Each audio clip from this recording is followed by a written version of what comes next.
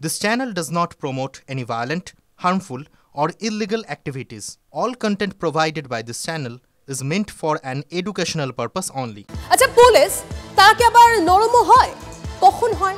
UEM Jaipur is a perfect target for prospective students aspiring for good jobs, good education with future-ready skills.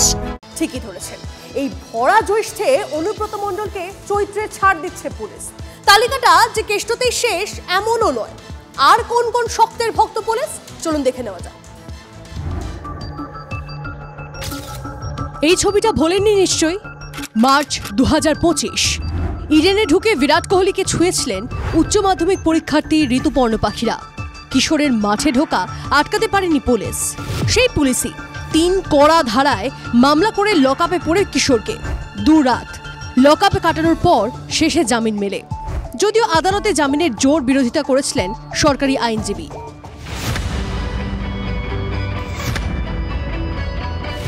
Police কি নরমের জম আর শক্তের ভক্ত? 27 মে 2025 বোলপুর থানার আইসিকে phone করে অকথ্য ভাষায় হুমকি দেন বীরভূমের তৃণমূল নেতা অনুব্রত মণ্ডল। আমি অনুব্রত মণ্ডল বলছি, তোর বউ দারুণ দেখতে, আমাকে যে নিয়ে এসছে এটা বল, তুই ফোনে রেকর্ড করছিস, আমি সব জানি। পরশু যখন ডেপুটেশন দেবে না, তোকে কোয়ার্টার থেকে মারতে মারতে নিয়ে আস। জামিন অযোগ্য ধারায় মামলা হলেও এখনো অনুব্রত অধরা, দিব্যি বেড রেস্টে, দিন কাটছে বাড়িতেই। 2 বার নোটিশ দেওয়ার পর হাত গুটিয়েই বসে পুলিশ। শুধু আইসিই নয়, ওই ফোন চলাকালীন রাজ্য পুলিশের ডিজি রাজীব কুমারকে ফোন করেও আইসিকে মারার হুমকি দিয়েছিলেন অনুব্রত। রাজীব কুমার, অনুব্রত মণ্ডল বলছি, সরবে না নাকি? পরশু ডেপুটেশন দিয়েছি, মারবে কি? মারবো দেখুন, আমি ওর চুলের মুঠি ধরে আমি বার করে নিয়ে আসবো ওখান থেকে। অনুব্রত মণ্ডল এখনো অন্তর্বর্তী জামিনের জন্য আবেদন করেননি, অর্থাৎ আদালত থেকে কোনো রক্ষা কবচ পাননি। তারপরও পুলিশের নড়াচড়া নেই। তাকে অনুব্রত মণ্ডল প্রভাবশালী তৃণমূল নেতা বলেই।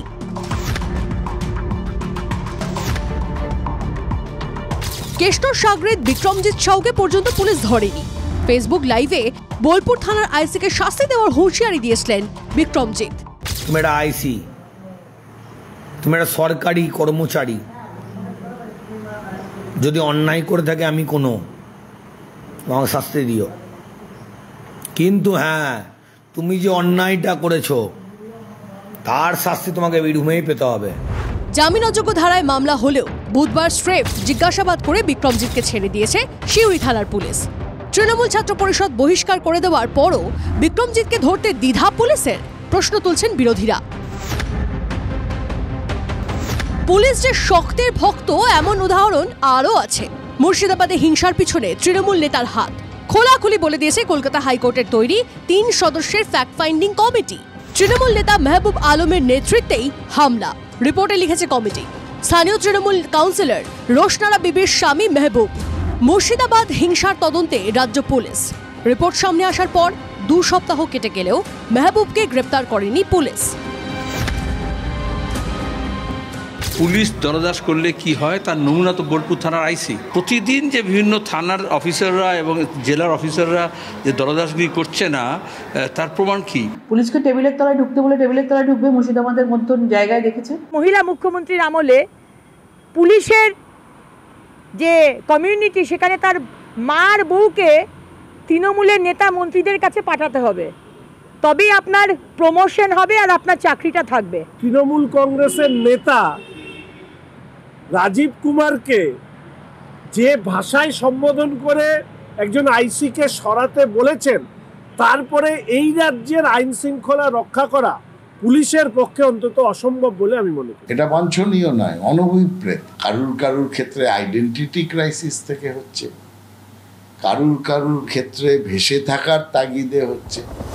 যারা ভেসে থাকতে চাইছেন তাদের প্রতিও নরম মনোভাব কেন দেখাবে পুলিশ? প্রশ্ন বিরোধীদের।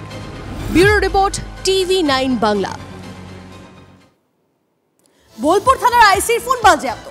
যে হুমকি দিল তার ফোন বাজেয়াপ্ত হলো না, অথচ যাকে হুমকি দিল তারই ফোন বাজেয়াপ্ত। 27 মে বোলপুরের আইসি লিটন হালদারকে কদর্য ভাষায় হুমকি অনুব্রত মণ্ডলের। 29 মে ভাইরাল হয় সেই হুমকির অডিও। এরপর 30 তারিখ অনুব্রত মণ্ডলের বিরুদ্ধে এফআইআর দায়ের করে পুলিশ, কিন্তু তারপরেও অনুব্রত মণ্ডলের ফোন বাজেয়াপ্ত করেনি পুলিশ। এফআইআর দায়েরের পর নিয়ম অনুযায়ী আইসির ফোন সিজ করা হয়। সূত্রের খবর, যে ফোন থেকে হুমকি দেওয়া হয়েছিল সেটি অনুব্রত নয়। তাহলে কি যে ফোন থেকে হুমকি দেওয়া হয়েছিল সেটি কি নষ্ট করে দেওয়া হতে পারে? আশঙ্কা পুলিশেরই একাংশে।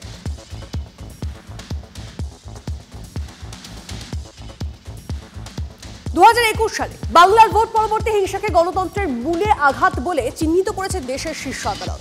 সেই হিংসায় এক বিজেপি কর্মীর পরিবার আক্রান্ত হয়। বাড়ির মহিলাকে বিবস্ত্র করে শ্লীলতাহানি করা হয়। তারপরও সদাইপুর থানার পুলিশ অভিযোগ নেয়নি।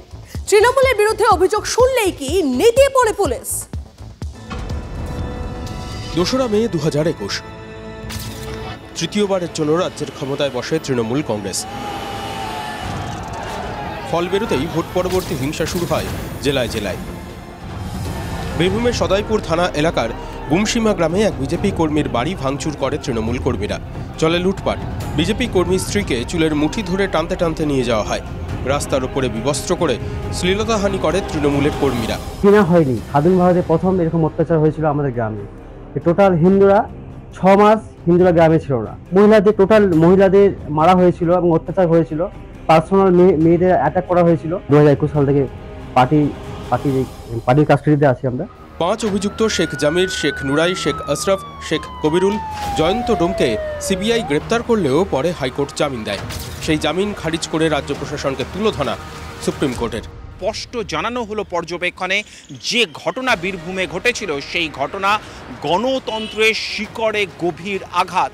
যেভাবে পশ্চিমবঙ্গের রাজনীতি চলছে সেই রাজনীতির ধরন নিয়েও প্রশ্ন উঠেছে, কারণ বিজেপি করার অপরাধেই নৃশংস আক্রমণ যে করা হয়েছে তাও পর্যবেক্ষণে স্বীকার করে নেওয়া হয়েছে। পুলিশ প্রশাসনের ভূমিকা নিয়েও প্রশ্ন তোলা হয়েছে, তার কারণ বারবার অভিযোগ করা সত্ত্বেও পুলিশ এফআইআর নিতে চায়নি বলে পর্যবেক্ষণে স্বীকার করে নেওয়া হয়েছে।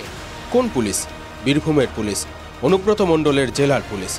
শেষে কলকাতা হাইকোর্টের নির্দেশে সিবিআই তদন্তভার হাতে নেওয়ার পর 2022-এর নভেম্বরে অভিযুক্তরা গ্রেপ্তার হয়।